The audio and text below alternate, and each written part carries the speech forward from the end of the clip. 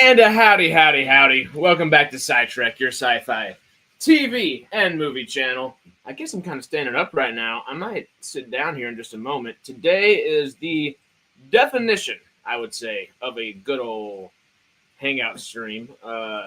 Greg got last minute booked by friend of the channel, Old Chamber Stevens. And he's doing a lighting show, I believe, for a high school play or something like that right now. And he is doing the lighting for a show is the best way to say that, I believe. So, yeah, we're just kind of hanging out a little bit. Tomorrow, Greg and I head to GOODSPRINGS with my roommate to actually film with us. So that's going to be really fun. We're looking forward to that. And I guess we're just kind of hanging out and hanging out and trying to figure out what the weekend's going to look like. Because I'm not entirely sure. And it's going to be a little bit of a fun one. But without further ado, let me go ahead and sit down for you. And you know what I didn't do? I'm so bad about pressing this sometimes. But while I'm sitting down...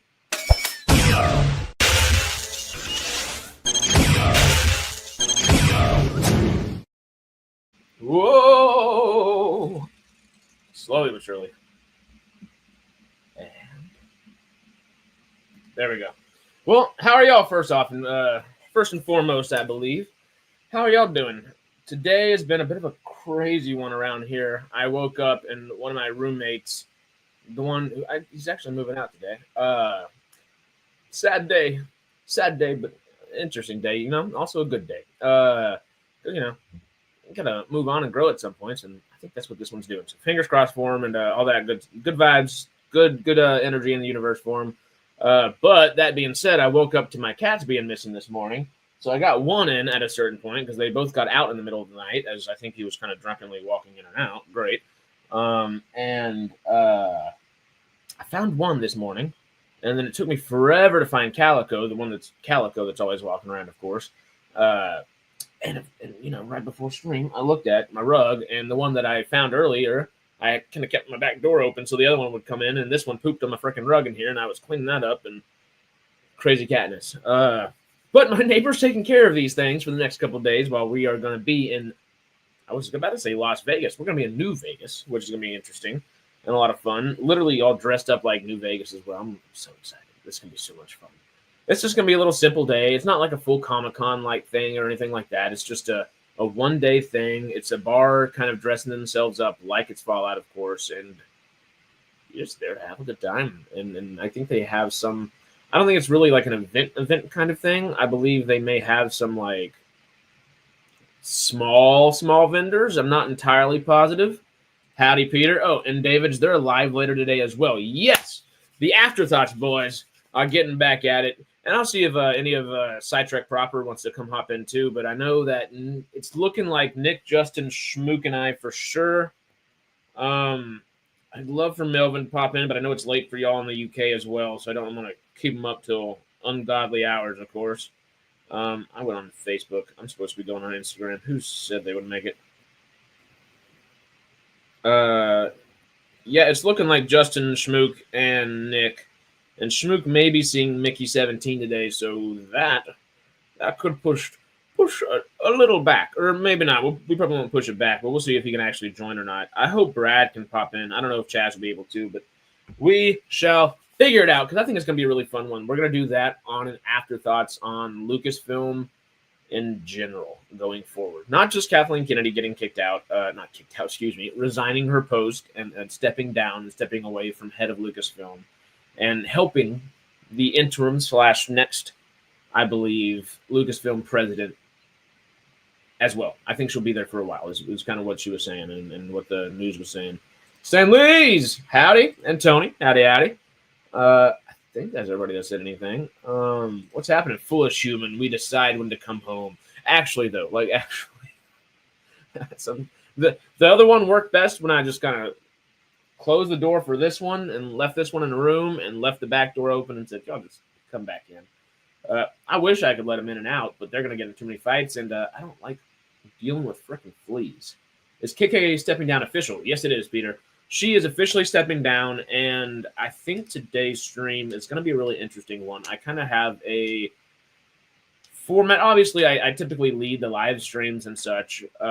This one I will most definitely be leading, I believe, because I have a very particular format I would like to do for later this evening. I guess afternoon for us in the West Coast, but evening for the rest of the world, essentially. Or bright and early morning for y'all over in the UK. We're going to talk the possibilities of who can take over for her, who is most likely to take over for her, and I guess we're going to give people I would like to do a little rating kind of system where it's like, okay, if this person were to take over for Kathleen Kennedy as the head of Lucasfilm, 1 star, 2 star, 3 stars is the job that you think your initial instinct tells you that they would do. It's kind of like just a quick little fun, kind of gamify it just a little bit for us. So it's a fun and light for everybody, but also a good conversation and kind of snappy and keeps moving, you know? So yeah, she is stepping down, and it's I think, a good thing, a very good thing overall. She said she will die making movies, though.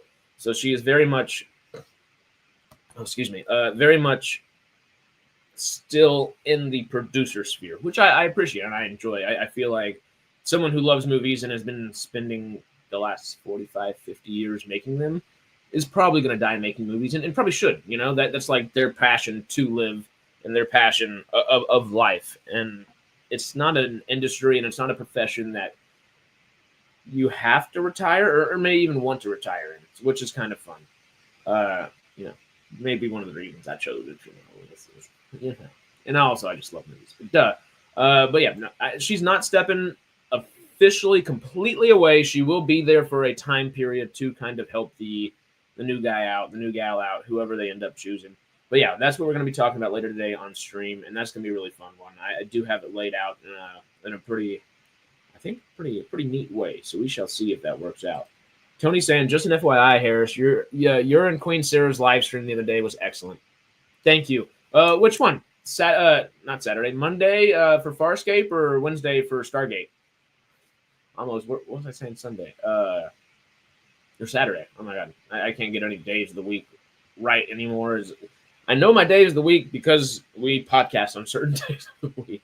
On the days of the week, or I guess on the weeks where it's kind of a bi-weekly a miss out, it's like, what's going on? What's going on? I need to get cast in something for me to like jump in half the time. Sarah says, thank you, Tony. Howdy, Sarah. And 100%. Thank y'all. She's staying long enough to corrupt the new guy. Wednesday, the aliens of Stargate. Hell yeah. Thanks, Tony. Yeah. Sarah and I had a really fun time doing that one. That was a really good one. Hopefully someone with only an agenda to entertain. Damn right. You know, that's just tell good stories. That's all we're here to do. Oh, we're not supposed to be here. You know what I mean. Keep it simple, stupid sometimes. You know, just tell something good. If there's some deep stuff in there, add it. But do it properly. There's no such thing as properly either. Do it the way that you see fit, you know. And people either flock or they're going to let you know that it's not what they want to watch. And I think Fallout 2 is actually going to come into a bit of maybe trepidation like that. Y'all know how much we love Fallout. Obviously, we're talking Fallout, and we've got to go spend a weekend in New Vegas to do some Fallout-y kind of things. But nonetheless, Fallout Season 1 did stray just a little bit canon-wise. And, of course, Todd Howard and Jonathan Nolan and a lot of the other producers and executives around Bethesda and the TV show have said, no, we didn't stray from canon, so maybe they're going to make it make sense. But, of course, the timeline for the bomb falling on the NCR Republic of Shady Sands, New Republic, capital of Shady Sands is what I meant to say, is a little funky based upon that whiteboard or, I guess, chalkboard drawing that they had there. And there's a good chance trying to avoid making like succinct and strong decisions for Fallout endings and Fallout games, which Todd Howard doesn't necessarily want them to make super strong decisions either, because he wants to have Fallout 5 come out soon, and they're really good about laying that pathway down years out. There's a really good theory that this next Fallout game, Fallout 5, is going to be in San Francisco. And although I would much prefer a Seattle for Sarah up there, a New Orleans would be my favorite. Oh my God, give me New Orleans any freaking day of the week.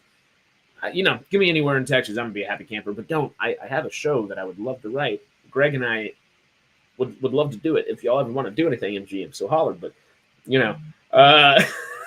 realism. I think San Francisco is going to be the next place. If not, I would like it to be somewhere in Canada because Canada is part of the U.S. within the Fallout world. So one thing to see Vancouver or Vancouver. I just love British Columbia. BC is just so full of beauty.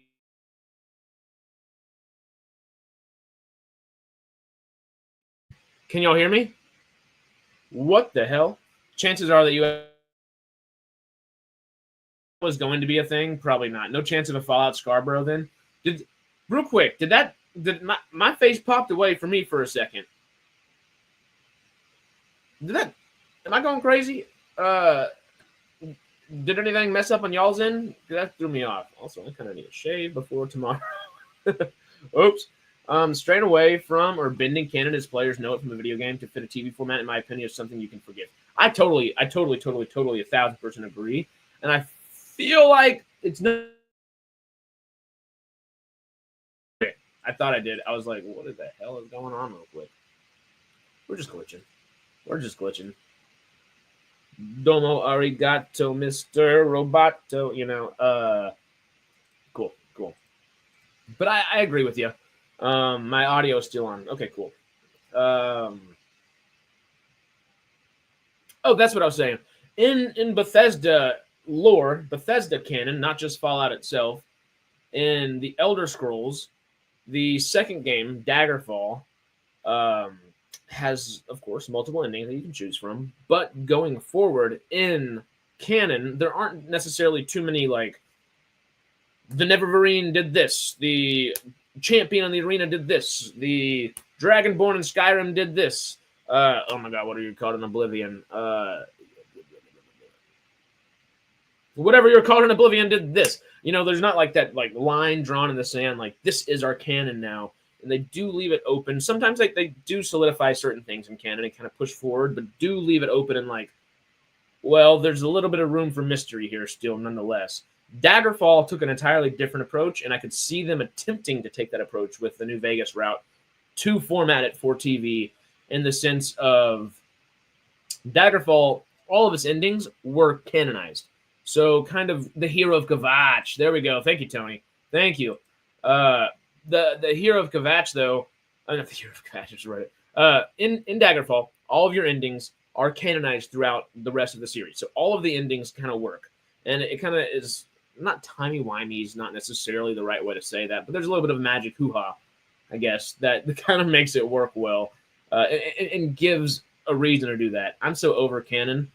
Oh, I love it. It gives you a rule book. But also, I feel like there is room to play within things, and you should allow yourself the room to play with things most of the time. Fallout, it's a perfect thing to play with a bit. Not true canon-wise, because canon is very specific in Fallout.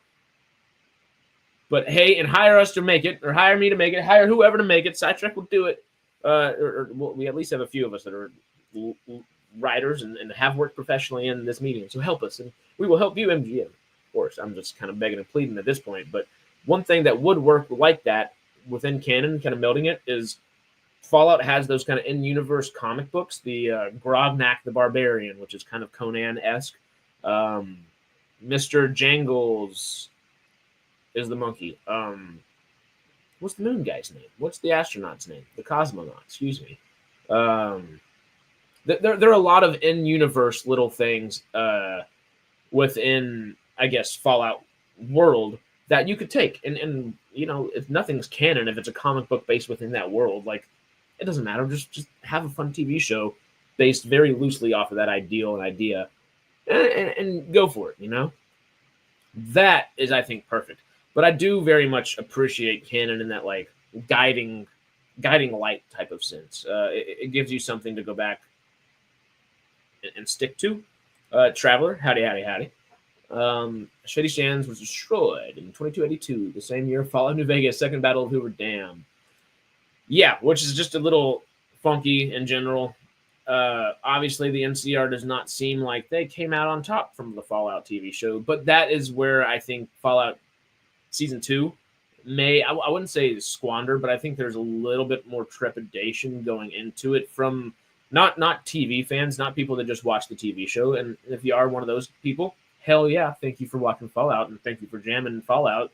Go play some games because, oh my god, it's so much fun. All of them are so much fun.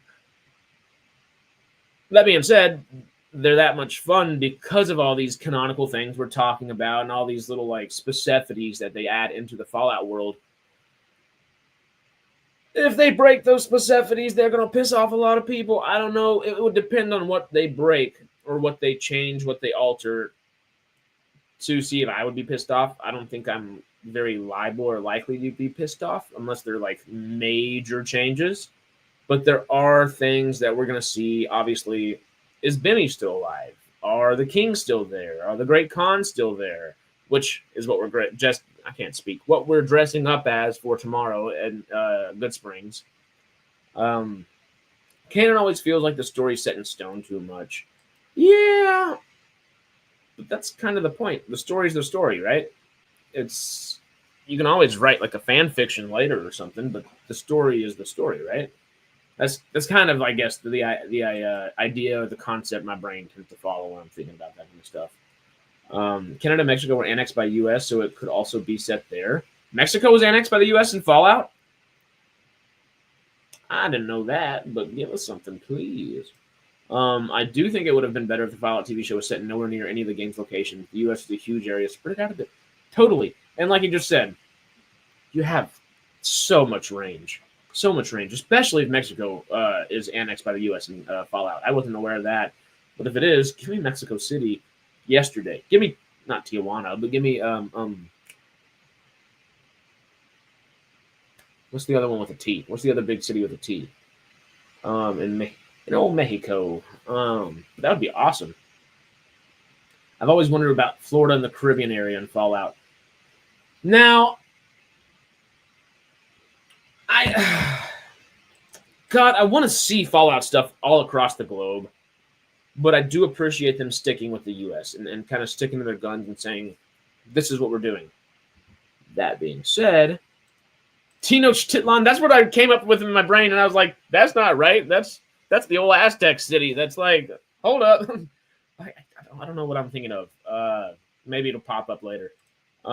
Florida, though, that's kind of where Fallout 3 is based, at least parts of it. I guess, is it a little bit like the South Carolinas and Florida? But Fallout 3 gets a little swampy like that, and I guess Fallout 4 has a little bit of swamp stuff, but that's in the zoo. That's the zoo stuff there. Oh my God, Traveler! That's my number 2 place on my bucket list. It's New Zealand and Jamaica. I got Rastafari beads on right now, and you'll know I'm fond of some greenery. I'm a Jamaican lover. I listen to reggae music far more than any other genre, and I listen to a lot of music of all genres. So give me Jamaica. But also, I don't think that'll work. The caveat, though, would be the Caribbean in the U.S. Virgin Islands. It would be really, really fun to see a Virgin Islands version of Fallout. And that could bridge the gap if you have the U.S. Virgin Islands, in the Fallout world. Maybe a DLC. David, don't you mean Jamaica Fallout would be dope? Yes, very much so. But yeah, if we did manage to get a Virgin Islands, why not say, hey, we have a DLC in Nassau in the Bahamas. We have a DLC in Port-au-Prince in Jamaica. Like, we could do so many different fun things, and I think all of us would enjoy them very much. Oh, I never played in the game, so I just want good stories. Oh, Peter, they're worth it. They're worth it. They're so worth it, and they are difficult in like a certain fashion. You can always, of course, minimize the difficulty in settings and stuff, but they're actually really worth it. They are games that you take at your own pace, so you're not trying to sprint through them.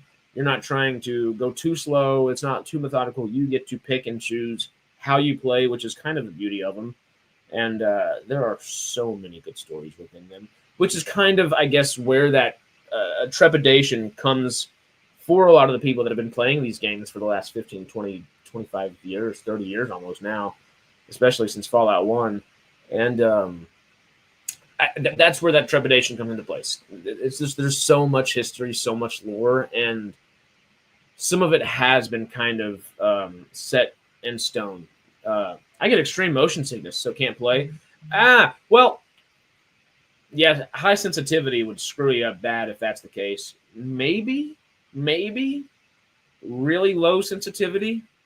You might want to change the setting to a lower setting because low sensitivity makes it, forever for you to turn and stuff, which helps with extreme motion sickness, but also, of course, can get you shot a bunch while you're trying to play a game where you're trying to turn around a bunch, But if not, gameplay is all across YouTube, Twitch, all the others. They're all very entertaining, very, very entertaining. You can find kind of a guy that takes the approach that you may take and kind of follow that playthrough along as well, which is always fun. Yeah, it's all really enjoyable. Stanley's is saying, my mistake, correction, Mexico wasn't annexed by the U.S. Okay, the NCR had taken some of the northern parts of Mexico. Still, talk about Tijuana there. There's the T again. I mean, not the one I was thinking of, but I don't know which one I was thinking of. It'll pop up later, hopefully. But Tijuana would be a fun one. There's just so many different ways you could do that. Like northern Mexico and Canada, you got so much space, so much territory to cover. Good territory. Good territory. Oh, wow. Oh, New Zealand over Jamaica for me, please. Always wanted to visit the south of New Zealand, longest sand beaches in the world. I want to, like, New Zealand's on it's number one on my bucket list for hiking, for just general just beauty and place that I want to visit. I love the New Zealand accent is great. It always makes me crack up a bunch. They all talk like right there in the front of the mouth. It's just so much fun to listen to. And of course, Taika Waititi is great. And I love me some What We Do in the Shadows, the movie, of course, and the TV show. But Flight of the Conchords, if y'all haven't seen that old 2000s, early 2000s show, I guess, was awesome. It's hilarious. It's silly as can be, but it's great. I thought annexing Mexico was next month. We never know nowadays. It's a possibility. We'll see. But to continue on with what we're talking about today, we are kind of preparing for GOODSPRINGS. Greg and I tomorrow. Of course, Greg is working some stuff, but we're going to head out there, and I don't think it's going to be like truly a Comic-Con-like event. It's more the bar, the Pioneer Saloon, is setting up its own little thing, and it's just kind of going to be a fun hangout kind of evening. I'm sure they'll have maybe small local vendors that maybe dress up as well accordingly to sell kind of fun products and stuff like that. Maybe. I'm really hoping my patches come in time. Can I open? Let me try to. I don't necessarily want to show y'all my entire Amazon cart, but let me see if I can bring up these things. I was supposed to have them up already, but of course, oh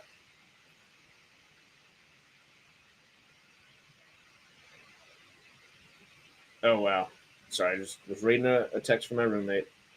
Oh god. And the afterthoughts, guys, are talking about Marvel Rivals now. How would I get this to my computer that easy? Peter, maybe try games by Telltales. Ooh, excellent suggestion. They're almost more like moving graphic novels, moving comic books than they are a actual video game. And it's not even like a moving comic book. It's clips and scenes, if that makes sense. But anyway, like the Walking Dead game, that story is just as good as the series if you like it, but there are other Telltale games. Yes, there are. Yep.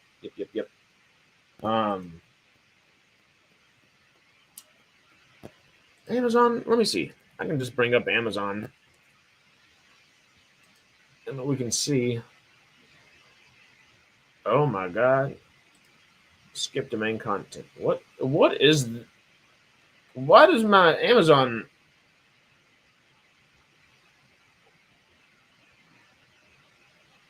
I'm going to show y'all the screen. If anybody knows why the screen looks this way, please holler.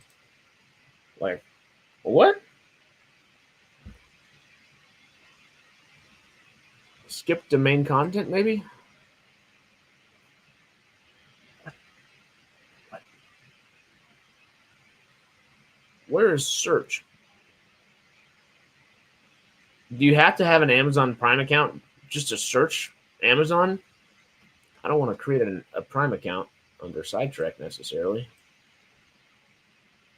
I don't necessarily. Oh, search Amazon. I think I searched Black Punk Fest is what I searched.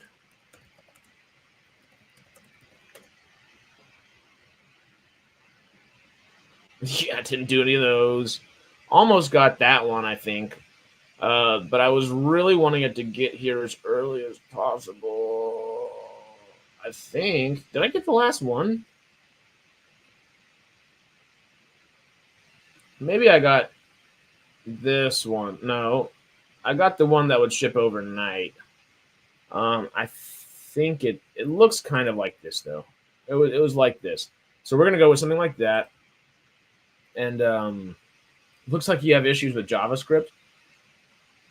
Like, what? Oh, that happens when you use Wikipedia. Okay. Yeah, that's weird. I've never had that happen. If I log in on, I guess, my normal account, not on the SciTrek account, it typically works fine. So, I don't know. Anyway, so I'm doing that, and then let me just search Fallout patches. Or Fallout New Vegas patches. That's the best way to say that. I kind of did a few of them. And I'll just return the ones I don't end up using. But I ordered this guy. I ordered the Pit Boy. I ordered the War Never Changes. I think I ordered the New California Republic. Oh, excuse me. And I ordered Great Cons. Let me double check, because I do have my Amazon, I guess, just order list popped up right here. Yeah, I ordered a bunch of crap just for the sake of it. And like, all right, whatever gets here in time will be on the vest. Whatever does not is either going to look really cool and be put on the vest or not, or not. Leather chaps, no pants. At least you'll stand out. Well, I got some blue jeans. I think I'm going to stick with the blue jeans on that one. I did order these, though. I got those. Okay, those three are for sure. Tomorrow by 10 p.m. That's not. No. Oh, no. Oh, it's saying, oh, God. The New California Republic and the Great Cons patch is going to get here tomorrow by 10 p.m. And the event starts at 3 p.m. tomorrow, so I really hope they, I hope I got that order. No one wants that mental damage. Yeah, Peter, you're scaring us. Or is that me scaring you? You're scaring people using me. I think. I don't know how that one worked. But yeah, okay. These two say they're going to arrive by tomorrow by 10 p.m., as well as the vest itself, which is not, that was supposed to be here overnight. What the hell? Oh my God. I'm going to end up just going to a surplus store on the way and spending a bunch at a surplus store. And I don't think I can do a return to the surplus. Anyway, got Great Cons and the New California Republic that should hopefully be here by tomorrow evening. And I guess I didn't do the War Never Changes. Oh, because I did this one for the War Never Changes. Greetings from the Wasteland. Little Pit Boy down there, and that says where War Never Changes. I think that's why I did not do the other one. I also did order. This also says by 10 p.m. tomorrow. Where is it? I thought it was pretty funny. Where are you? Where are you?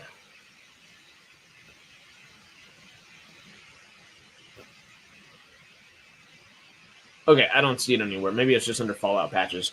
But it's, remember, kids, electricity will kill you. And it's the little electricity guy stabbing a kid. Very dark humor in the Fallout sense. Jamie would love this one. It was, but yeah, a little electricity guy just with a knife. Like, oh, hello. Kid's just worried. Like, oh, great. Here we go. Yeah, those. I guess I ordered those 5. Should be here tomorrow evening, but hopefully before then. The vest as well, but the ones that do come overnight are the ones I'm getting for sure are this. The Fallout. It's a Fallout 3, of course, but I do like me some power armor. So I was like, you know what? Screw it. Let's do it. Let's do it. And that looks pretty sick. I think I only get 1, if I'm correct, though. Which these are pretty pricey patches, so if I do have to return them, I'm not opposed. Where are they? I got a bunch of little spades, hearts, diamonds, and clubs because, you know, New Vegas. Really? They're not popping up? I almost got these, like these little card patches, but essentially it's just the spade or just the heart, just the diamond, just the club, something like that. And it came with a big set, so I might be able to put those. I was thinking like maybe line the sleeves with them or something like that. I'm not sure. Oh, let me see if y'all can see that well. Yeah, there you go. So that's kind of what I was thinking. That was the idea behind that one. And then the last bit that will be on there. Where is it? This one was kind of funny. Yeah, here it is. I like this one a whole bunch. This should be here overnight for sure. Because you're over encumbered and cannot run. Yeah, if you played a Bethesda game or any kind of open world game, typically this happens far too often. And I'm pretty sure I'm going to put this at like the bottom of it, almost like a little tramp stamp at the back of it. You know, like have it just say you're over encumbered, and somebody lean down like, you know, kind of a funny little thing. Hey, look at that. This is the way Mando patch. That's actually pretty good looking. I don't patch things up often. But this is kind of scratching that itch, I think.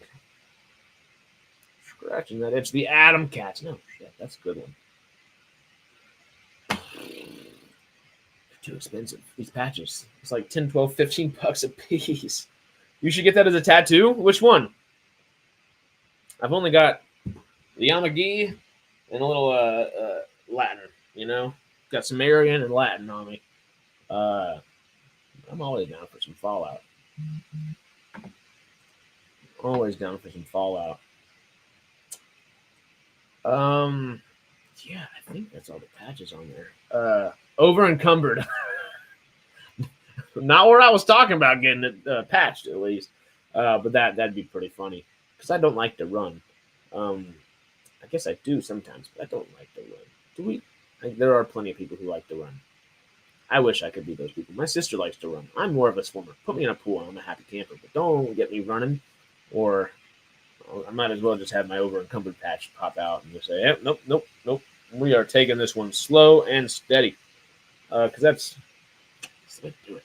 You know? Outside of that, though, that's kind of my housekeeping for today. We can kind of hang out for a little bit. I know this one's not going to be super, super long. This is more of an impromptu. Well, not happening exactly how we planned it. So we're going to be hanging out for a little bit, and we have hung out for a little bit. So if you want me to hop out, let me know. But if you want to hang out, what you thinking? What you thinking? Obviously, especially if it's Fallout based, what you thinking? But we are just kind of hanging out at the same time. It's I shouldn't do it, but I'm going to pull a Matt. You see nothing. You see nothing.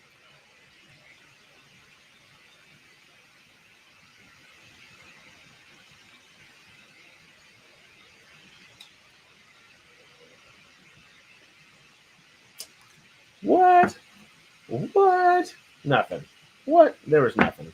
Let's rewatch Fallout right now. I wish. I do not have the time. I must prepare for the Afterthought stream at a certain point.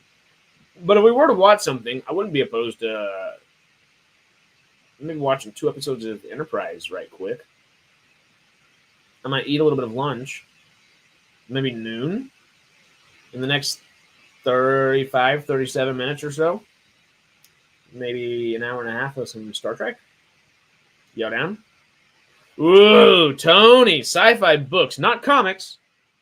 That should be made into a TV show or a film. Sarah and I talked about it on this past Wednesday. David. Yes, actually. No. Maybe. That would be a great joke. That would be a very painful tattoo. Very painful tattoo. I'll bring it up quickly. Y'all pause it for the rewatch if you want to read that one. But it is funny. Sci-fi books, not comics, that should be made into a TV show or movie. Sarah and I talked about this one this past Wednesday on Stargate Outpost. Denis Villeneuve is going to adapt the Rendezvous with Rama book series after he finishes up with Dune Messiah. And let me just double check who Rendezvous with Rama was written by. It's not Arthur C. Clarke. Okay, that's who I was about to say. But yeah, it's that Arthur C. Clarke, Asimov, H.G. Wells kind of era of book, and that would be amazing. The Lensman series, the Vorkosigan saga, I am not familiar with either. Yeah, those books are something else. Really good. I'm so excited. I'm so freaking excited. If anybody was going to tackle that, Denis Villeneuve was perfect to do it, and I'm glad he's got it tapped. Now just put it into production. Put it into pre-production. Come on. Let it happen. But let me look up the Lensman series right quick. I'm not familiar with that. The Lensman series.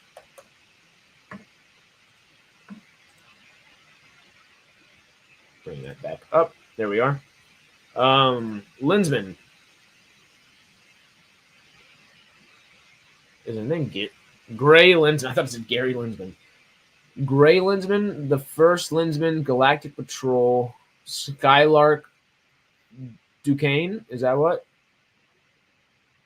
Skylark 3 and Skylark Valerian. What is this? This seems like a really fun. Oh, wow. Series. Well, I don't know how fun it is, I guess, but it looks like it could be really fun if they're all decent. 3, 4, the 6 books? Triplanetary, First Lensman, Galactic Patrol, Gray Lensman, Second Stage Lensman, and Children of the Lens. Children of the Lens! That's hilarious. The Vorkosigan saga is the best sci-fi series ever written. Well, now you're going to let me look this one up, too. There we are. Vorkosigan. Is it a giant catman or werewolf? What's going on here?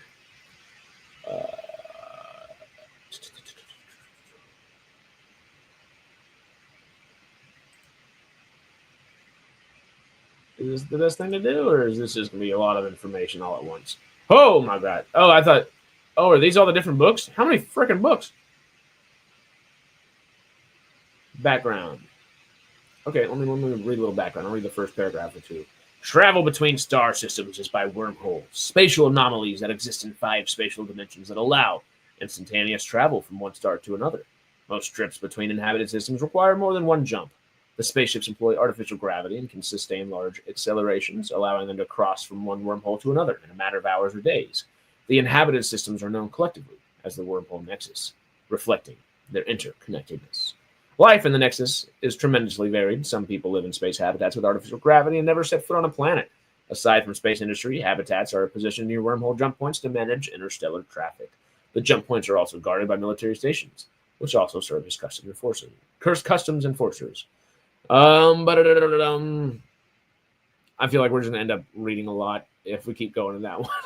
But that kind of, correct me if I'm wrong, but that kind of feels like The Expanse, kind of right where The Expanse ends, at least television series wise.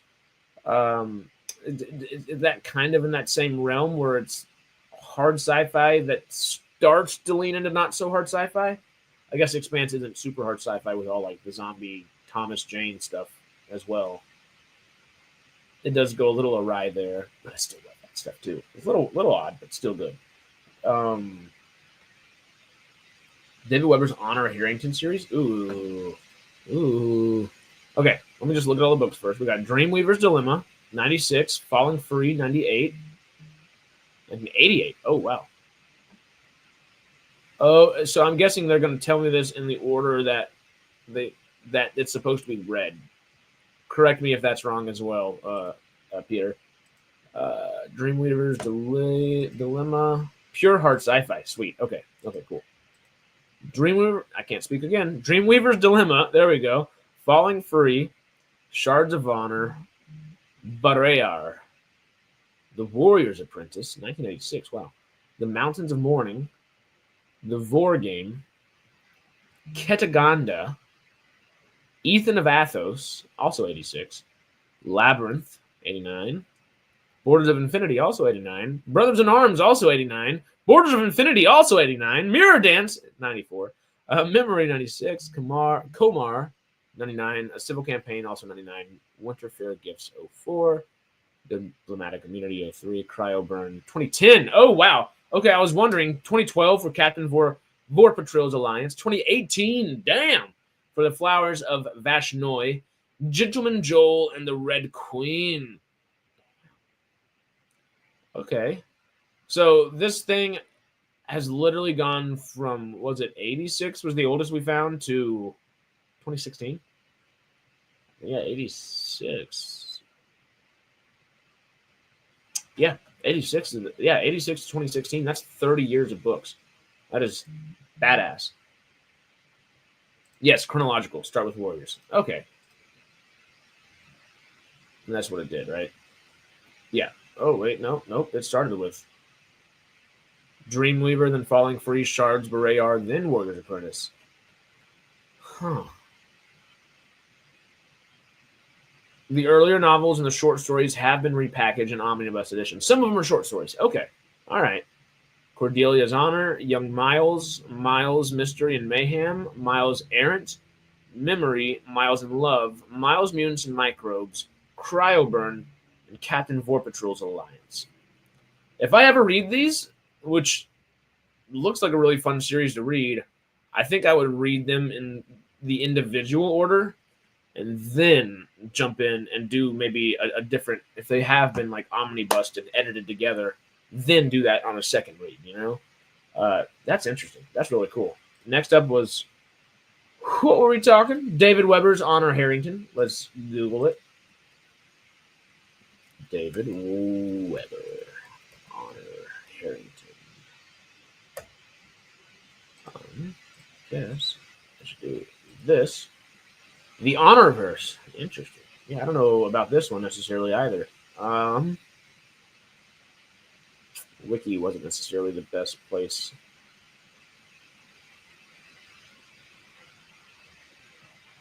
Yeah, we'll just do it, I guess. Yeah, it should at least give us the books in publication. Here we are. So the Basilisk, I can't say any words again. Y'all got one good paragraph out of me or two good paragraphs out of me, and I just keep talking over myself now.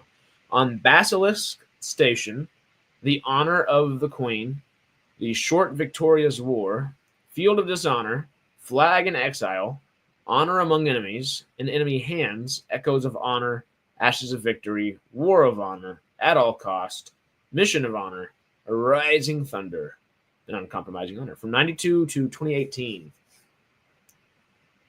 That's also 20. That's 30 years. Oh shoot! From 2016 to that's 16. That was still 30 years too, right? Yeah, both a 30-year series. That's actually really sweet. Tony, I've heard of the Honor series. I'll give it a go. Ayo. Stormy would be very proud. And I had two. I need to get back in the book stuff. I got 3 books. I kind of tricked myself out and tripped myself out a bit by I was like, I'm going to read multiple books at the same time. And I can do that, and I do like doing that to a degree. But I was kind of like, okay, this is my before bed book, and this is this book. And it just kind of, it didn't mentally go as planned as sometimes it happens, you know? Well, these are both really good looking series, and I need a little bit of a good series to jump on. The last series I was reading was, and you know, I'll tell you the two ones that I have read that have both gotten adaptations that I think deserve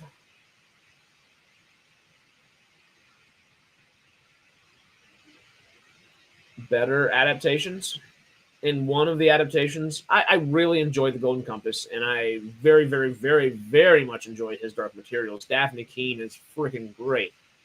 Nonetheless, 3 seasons is far too short for all of his Dark Materials material, and I'd love to see that get a 7-season series.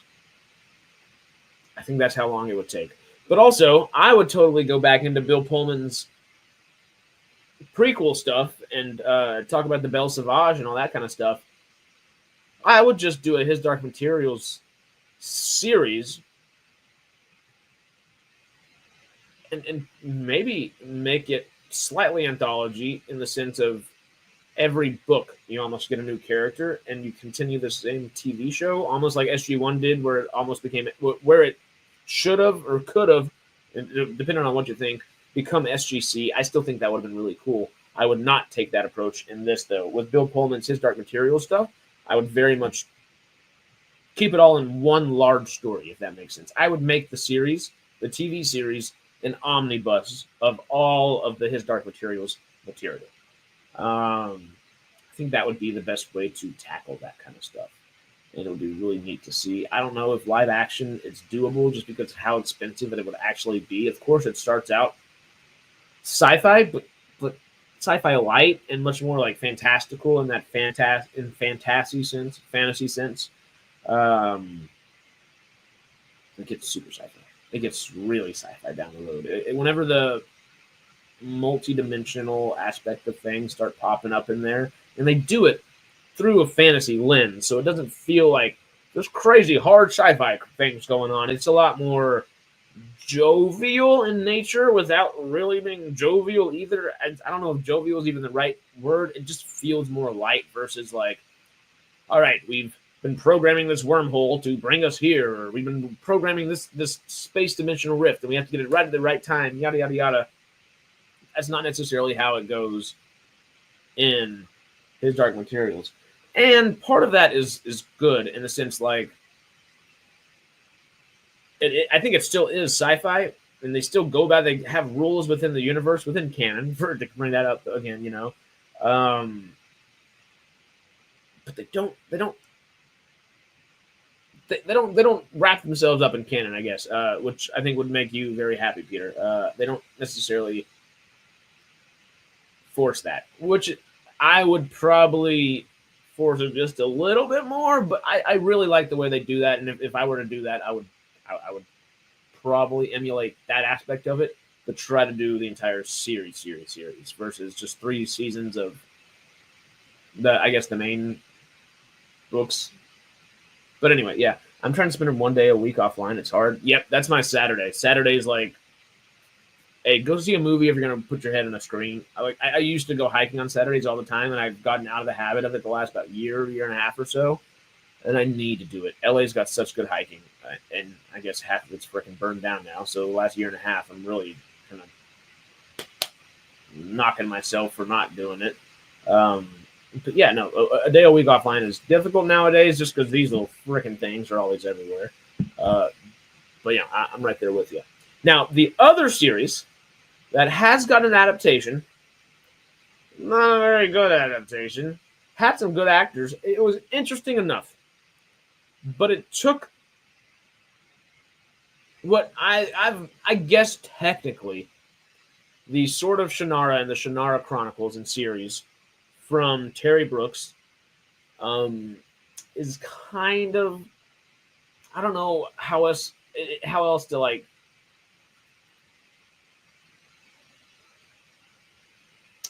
narrow the sentence down, but it's almost like a B level Lord of the Rings. It's A level anything else, but just with Lord of the Rings being as damn good as it is, and other freaking fantasy novels that are amazing. I wouldn't necessarily call the Shannara books amazing, but they're damn fun, and they're damn good, and they're very, very, very well written, very solidly written.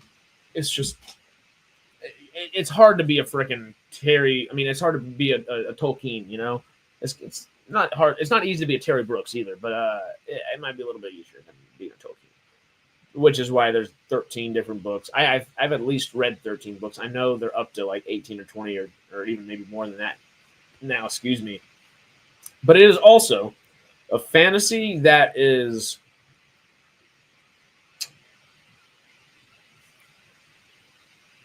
got a sprinkle of sci-fi in there. So okay, let's toss a little sci-fi on there.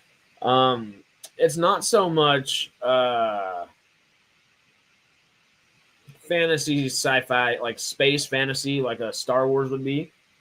This is much more grounded in fantasy itself, but it does have inklings of sci-fi because the magic in world is not. I believe there is magic in world as well, but there are electric things and I guess old technology, which is modern technology. It is a post-apocalyptic world that now has elves and gnomes and dwarves and all these other different species.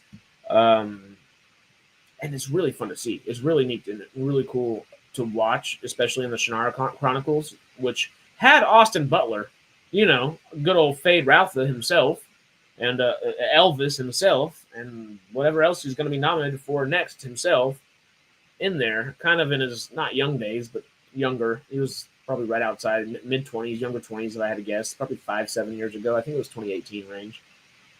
And it's decent. It's decent. It's fun. It's dumb fun. And they do a good job of at least showing you that they are in a post-apocalyptic world based upon what we know. Where the books don't necessarily make it a focal point, they did, and I do appreciate that because it's something for us to grab onto as modern audiences, of course, and ground us just a tad within that world. And I guess it grounds the world. It doesn't ground us within the world. It grounds the world itself to us, which is nice. And John Rhys-Davies, too, if I remember correctly. Yes, sir, you are, Tony. John Rhys-Davies played, wasn't he the Elf King? And I think the book started with the Elf Stones of Shannara, which it should have started with the Sword of Shannara. We needed Shay frickin' Omsford. And we got Will Omsford, I believe, which was Austin Butler's Will Omsford. I think, was it Elf Stones? Or was it, what's the third one? I can't remember off the top of my head. I have 13 of the books upstairs. Yeah, I'm not going to remember that off the top of my head. But no, yeah. John Rhys-Davies is in there, and he does very well with what he's got given, I guess. Him and Austin Butler are easily the two that shine, I guess, brightest within the series. They are obviously the highest tier of actor currently. Everybody else does a pretty damn good job, though, given the material they're given, because it's not super well written. That's where it's kind of leans into that. Oh, this is more dumb fun than it is telling a really, really good story. It wasn't necessarily their focal point. Nonetheless, if they were to give me a Sword of Shannara and a continuation, I think each, you would either need to, I think there's, let me look up the books real quick. Well, hold up. Shannara books. In order? Yeah. Share this tab. Bring it back up for y'all. One of the girls was from Pan's Labyrinth. Yeah. She was really good, too. I just finished rewatching the 80s Shogun series, and John Rhys-Davies is he's in that, too? No shit. I do really want to watch that, Tony. My dad, whenever I told him that Shogun was coming out, he said, they're making another season? I was like, no, what do you mean? And then he told me there was an 80s version, and I want to watch it so bad. I've heard absolutely nothing but really good things about it. And it's supposed to be kind of a different, not take on, yeah, I would say a different take, right? Where it's a bit more, not jovial again. That's the word I keep going back to. But I guess not as serious. Maybe not more jovial, but not as, it doesn't take itself as serious. It's a little bit more, hey, okay, this is going on kind of stuff. I don't know. Would you say that, Tony, or no?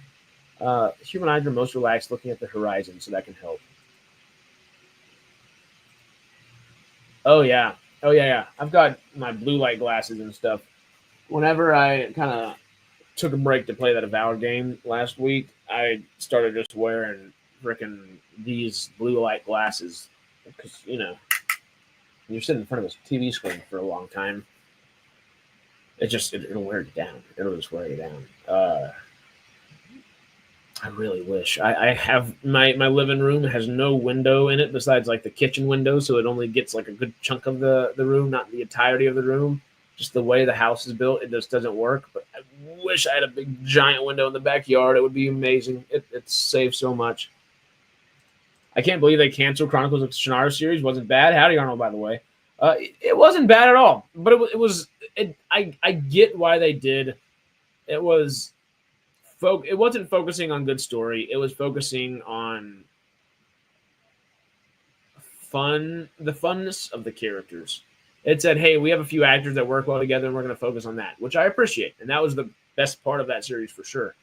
It could have been a little bit better. Yeah, that's it. That's all. Like it, and you can see it while you're watching it too. You're like, oh, you could have just done that, or just tweaked this just a little bit, and it could have been really, really, really good.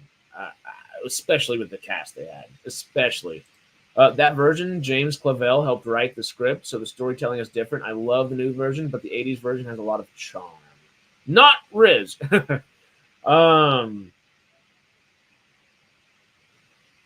Yeah, the older versions where James Clavell wrote or helped write, right? And, of course, he's the original author for the series as well. I enjoyed it at the time. Now I can't remember any of it. Yeah, that's where I think it could have been better. If it were just a little bit better, I believe it would have been memorable, and that would have been very nice to have seen. Oh my God. A Tales of Shannara. I need. What? When was this article written?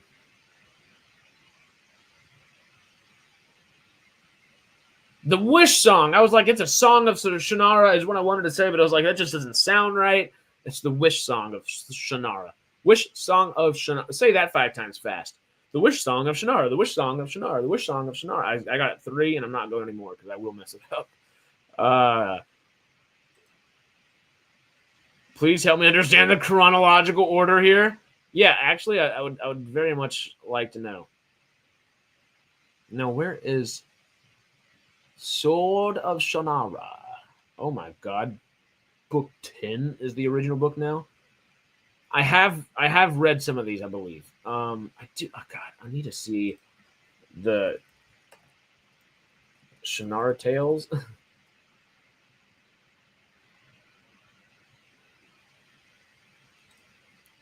Shannara books. I need to. Oh no. What am I typing? I'm doing one of those things where you accidentally type into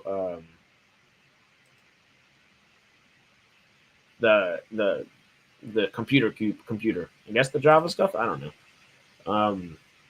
Okay, I'll go back and forth between these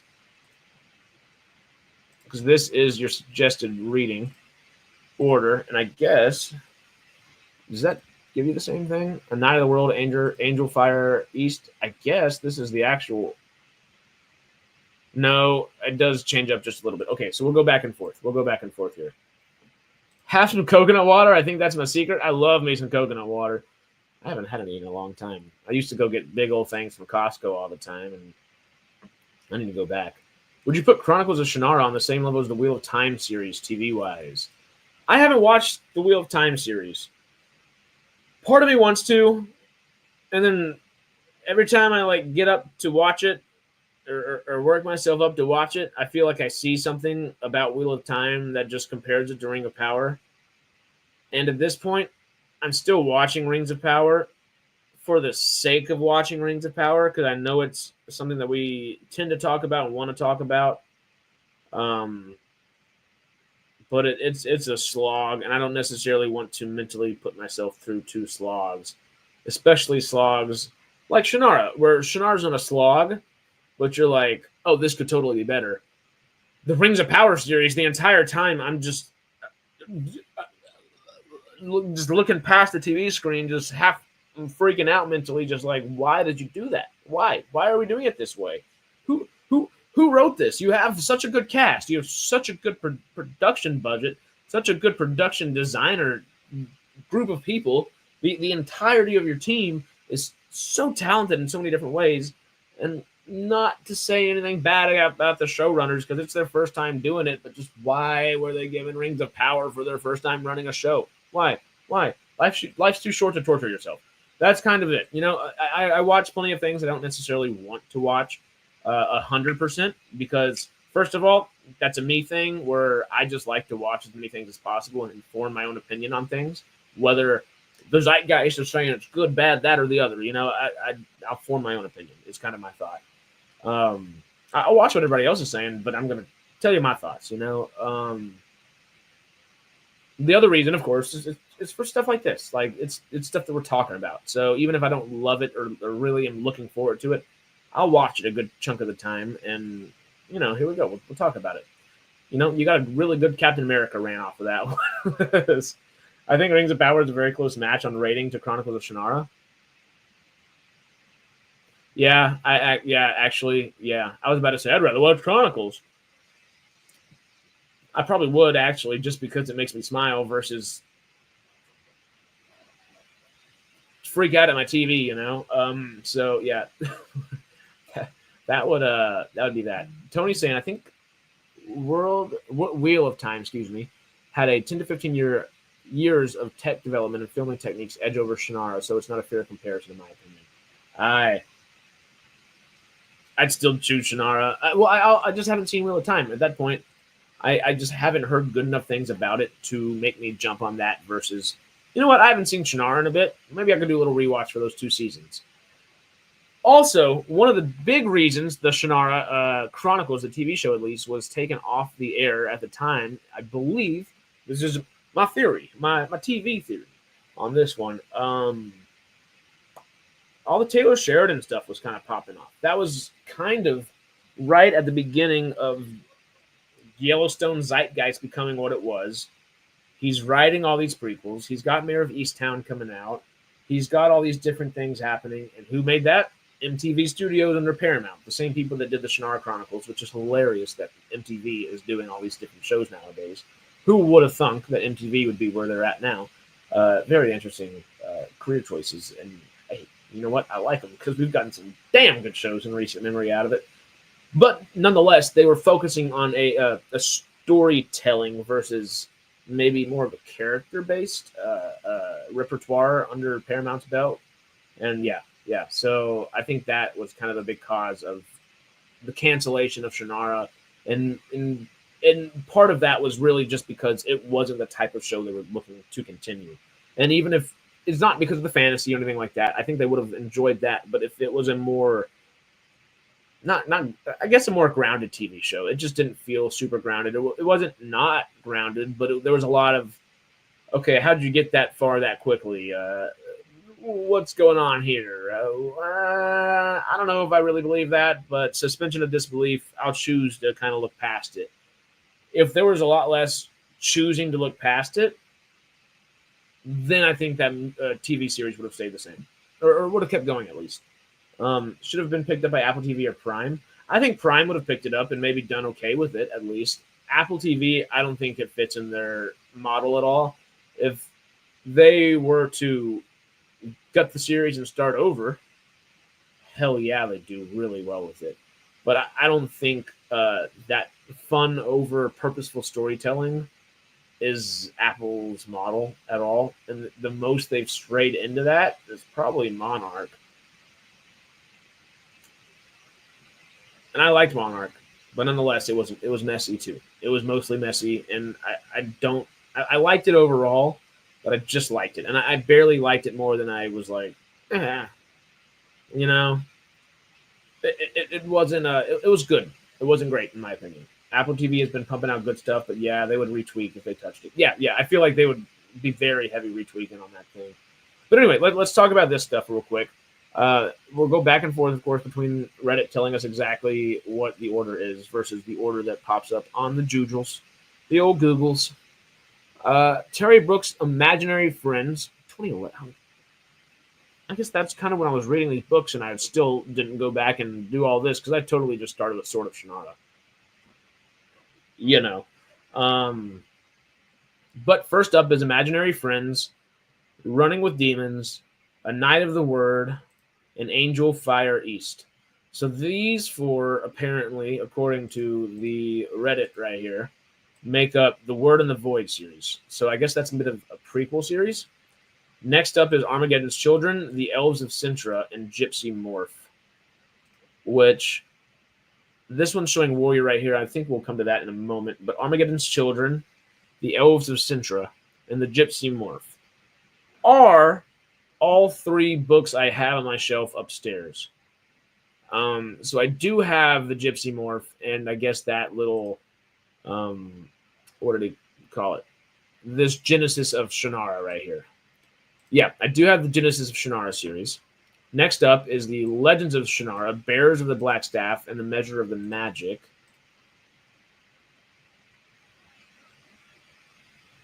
Oh, literally right in front of my face. Bearers of the Black Staff and the Measure of Magic, of the Magic.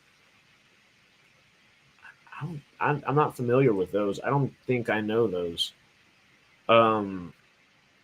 Yeah, I don't know if I know Bears of the Black Staff and Measure of Magic. Next up, though, is the Paladins of Shannara. We have Al-Anon's Quest, the Black Eryx, and the Weapons Master Choice. I don't think I read those either. The Measure of Wait. Yeah, right? No. What the hell were they?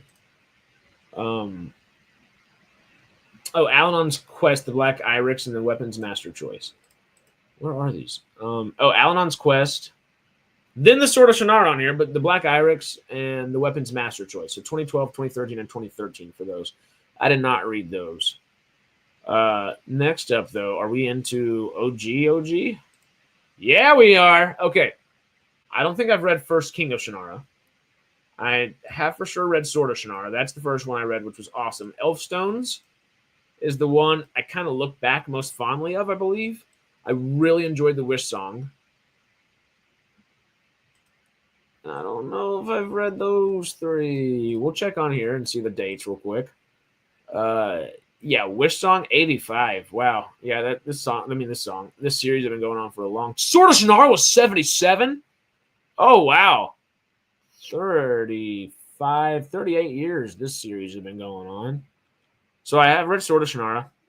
It was the longest book I think I'd ever read up to that point. It was 726 pages, and I think I read it in second or third grade, and I just started reading the entire series from there. The Elfstones of Shannara, 82. Wish Song is 85.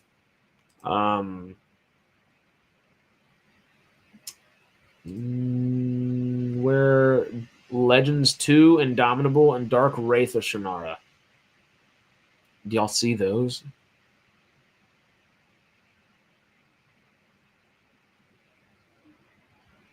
I don't see those. Yeah, I don't see those anywhere.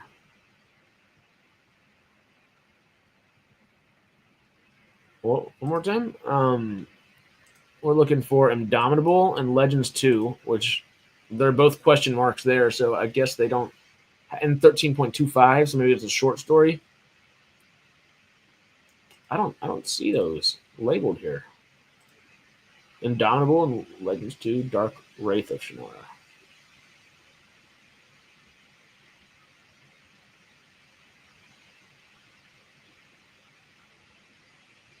I don't see it. I don't think these are different books. I think they're just different language versions of them.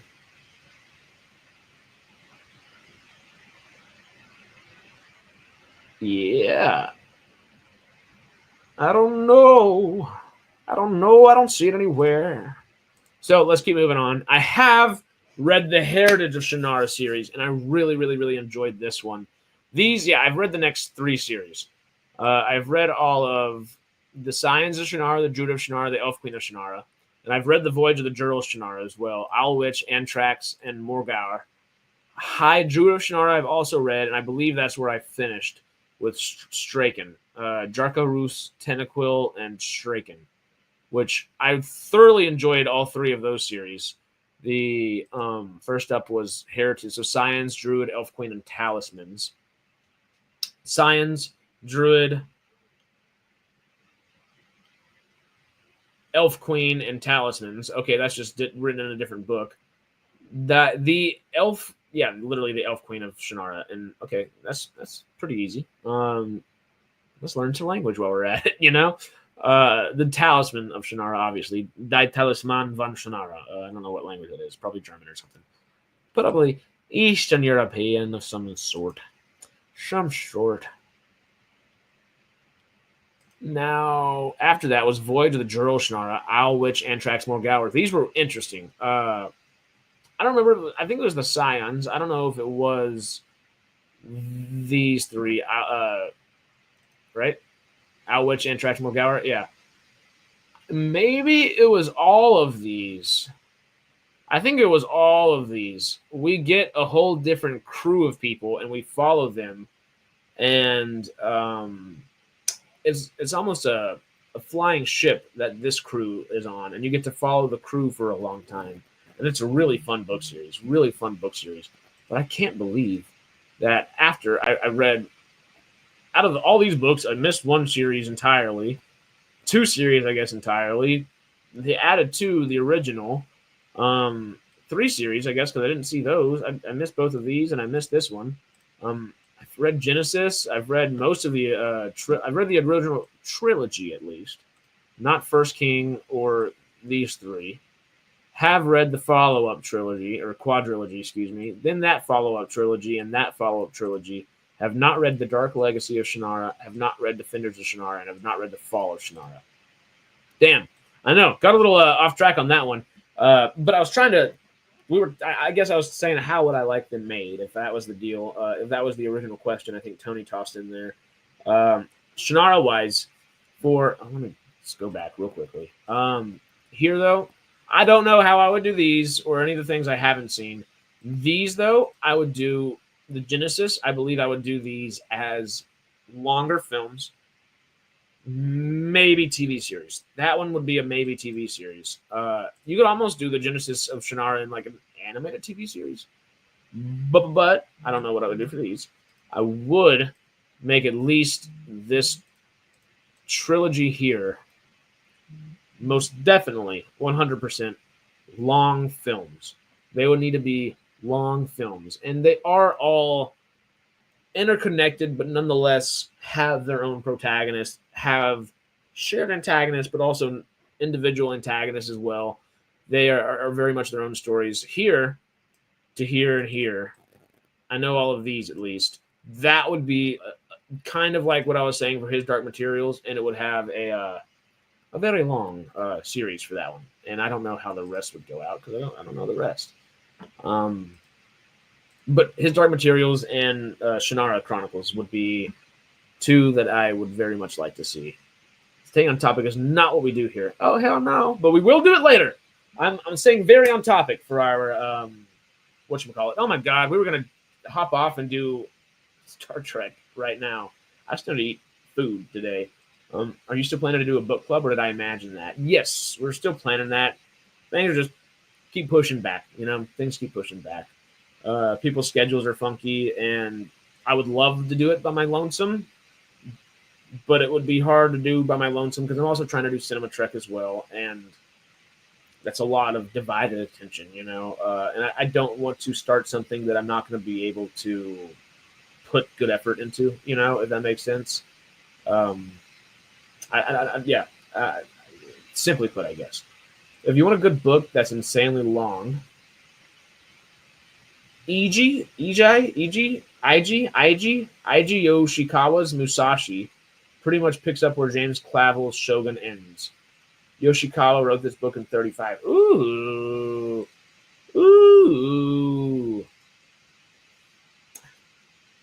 Because Clavell wrote a trilogy, right? So that'd be kind of fun just to bounce back and forth. I really do enjoy when different mediums kind of act as or different projects take on, oh yeah, this is the spiritual successor to, so on and so forth. Like frickin' essentially the Odyssey, what we're getting with Chris Nolan, if only it was Sean Bean. I think we're gonna get. I don't know what we're gonna get out of the Odyssey. I hope we get the entirety of the story, but there's gonna be a long freaking movie. But if it's a Chris Nolan movie and it's the Odyssey, I'm gonna watch it. I I really wish Sean Bean from Troy was able to continue on as Odysseus and we actually get that spiritual successor. Nonetheless, we have the return from last year with Ray Fiennes, which was great, and we'll have Matt Damon playing Odysseus in the Odyssey coming up with Chris Nolan, of course. So we kind of have spiritual successors, but I do thoroughly enjoy when things interconnect that aren't truly interconnected, and you're like, all right, well, let me start here and do that, you know? This is a good time. But that's an hour 17 for me, y'all. This was truly a hangout. Thank y'all for hanging. We've got our GOODSPRINGS stuff figured out. I think it's all in the mail. Amazon, please hurry. And also your MGM branch. Hire us to do fun stuff. What? We have a couple fun suggestions earlier in the video. You know. But that's it for me. I'm going to keep waffling on it, if anything. Come back, hang with us later at 3:30 p.m. Pacific Standard Time. I think that's just a little past midnight for y'all on the UK side. So if you're awake, come say howdy or fall asleep with us, one or the other, or fall asleep to us. That was a little iffy there. But we are going to be talking some Lucasfilm, Kathleen Kennedy, and some stuff later, so that'll be really fun. I think you should do some show streams for free for the poor people like me. We will, and we would love to as well. It just kind of starts crowding the channel up a lot. And for the people that do pay, it's nice to have something that says, hey, thank you. Thank you for the support that you're giving us. You know, that's really what those are for, because we don't want to become a reaction channel. It's fun to watch stuff, but we don't want to become a reaction channel either. It's just, that's too much. This is too much. Maybe you can chat if you pay. Yeah, but that's normal streams too. You know, like obviously super chats on normal streams or something. If I get a super chat in a freaking YouTube member stream or a Patreon stream, I'm going to say, take your money back right now. Like, this is no. Like, do not do that here. I mean, always will appreciate, but also like not there, you know. But we do like the idea of doing more of those, though. I really would like, because Greg has not watched Stargate, so it'd be really fun for him to do an entire watch party and watch through. Well, that is 3 films, 4 if we're doing Stargate Origins, which I would kind of suggest just for the sake of it. The more you stream, the more people who join it will grow. That's true. Yeah, that's true. And C. Stanley's. Yeah. A lot of little different thought processes will go on there. But I would like the Stargate stuff to maybe be, not maybe be, I would like that to be just out and about on the main channel, of course, itself. Not necessarily behind Patreon or YouTube members.